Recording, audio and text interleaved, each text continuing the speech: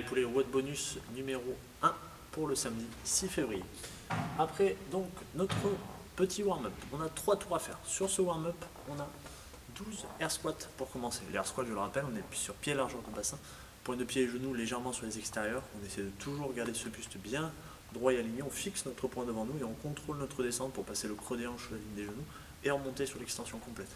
Dès qu'on a fait nos 12 air squats, on vient ensuite en position de planche et on vient taper 20 fois sur nos épaules. 10 avec le bras droit, 10 avec le bras gauche. On essaie de ne pas chercher de rotation ou autre, toujours garder cette sangle abdominale bien engagée, le buste droit est verrouillé. On se pousse dans le sol et on essaie de venir toucher.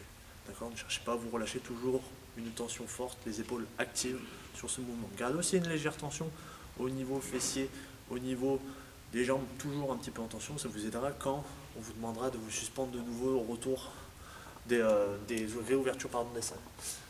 Dès que vous avez fait vos 20 shoulder taps, vous avez ensuite 30 secondes directement enchaînées en planche. Vous restez dans votre position que vous étiez sur les shoulder taps et on essaye de tenir 30 secondes enchaînées. Toujours, encore une fois, pensez à cette position de holo où on aspire au maximum ce nombril et on essaie de garder toujours cette tension forte dans les bras et les épaules. On aspire, on serre au niveau des fessiers et toujours des abdos.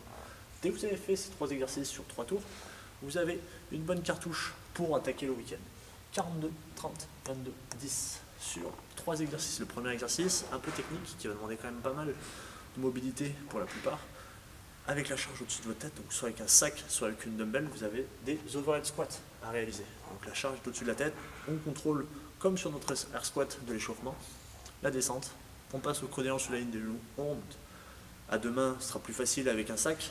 Une seule charge demande un peu plus de déséquilibre. Donc si jamais vous avez peut-être du mal déjà de base en termes de mobilité à descendre sur ce squat avec une charge au-dessus de la tête, privilégiez plutôt le sac. D'accord ? 42 répétitions sur cet overhead squat. Si, malgré le sac qui vous pose peut-être problème, partez sur des front squats.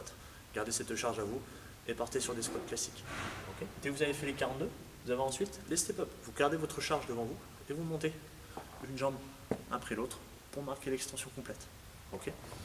Si vous avez un banc, une chaise ou autre, trouvez quelque chose d'assez stable, ne cherchez pas à faire de saut, vous pouvez alterner, vous pouvez garder les mêmes jambes sur les 42 reps, essayez quand même de rester un maximum le plus équilibré possible pour éviter tout déséquilibre majeur.